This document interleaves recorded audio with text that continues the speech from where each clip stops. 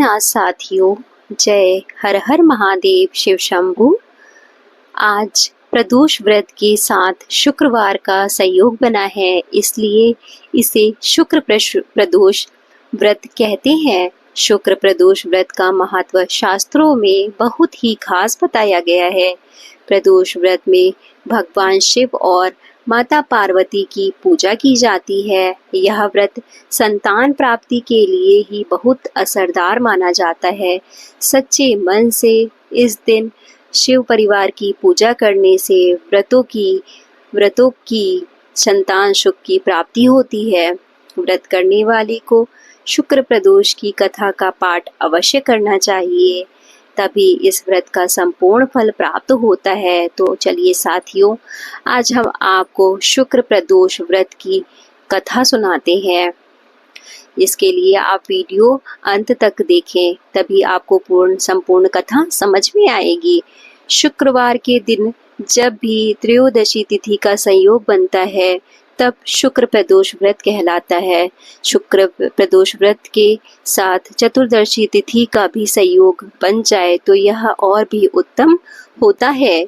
शुक्र प्रदोष व्रत के संयोग में पुराण में वर्णित शुक्र प्रदोष व्रत की कथा का जो भक्त श्रद्धा पूर्वक पाठ करते हैं और इसे संपूर्ण सुनते हैं, उनकी सभी मनोकामनाएं पूर्ण होती हैं। सूत जी कहते हैं, प्राचीन काल की बात है, एक नगर में 3 मित्र रहते थे। तीनों में ही घनिष्ठ मित्रता थी। उसमें एक राजा का बेटा, दूसरा ब्राह्मण का पुत्र, तीसरा सेठ का पुत्र था। राजकुमार व ब्राह्मण पुत्र का विवाह हो चुका था। सेठ पुत्र का विवाह के बाद गौना नहीं हुआ था। एक दिन तीनों मित्र आपस में स्त्रियों की चर्चा कर रहे थे। ब्राह्मण पुत्र ने नारियों की प्रशंसा करते हुए कहा, नारीहीन घर भूतों का डेरा होता है। सेठ पुत्र ने यह वचन सुनकर अपनी पत्नी लाने का तुरंत निश्चय किया। सेठ पुत्र अपने घर गया और अपने माता पिता को अपना निश्चय बताया। उन्होंने बेटे से कहा कि शुक्र देवता डूबे हुए हैं। इन दिनों बहू बेटियों को उनके घर से विदा कराकर नहीं लाना चाहिए, शुभ नहीं माना जाता है। अतः शुक्रोदय के बाद तुम अपनी पत्नी को विदा करा लाना। सेठ पुत्र अपनी जिद से टस से मस नहीं हुआ और अपने ससुराल जा पहुंचा। सास ससुर को उसके इरादे का पता चला। उन्होंने उसको समझाने की कोशिश की, किंतु वह नहीं माना। अतः उन्हें विवश हो अपनी कन्या को विदा करना पड़ा। ससुराल से विदा होकर पति पत्नी नगर से बाहर निकले ही थे कि उनकी बैलगाड़ी का पहिया टूट गया और एक बैल की टांग टूट गई। पत्नी को भी काफी चोट आई। सेठ पुत्र ने आगे चलने का प्रयत्न जारी रखा, तभी डाकुओं से भेंट हो गई और वे धन धान्य लूट ले गए। सेठ का पुत्र पत्नी सहित रोता पीटता अपने घर पहुंचा।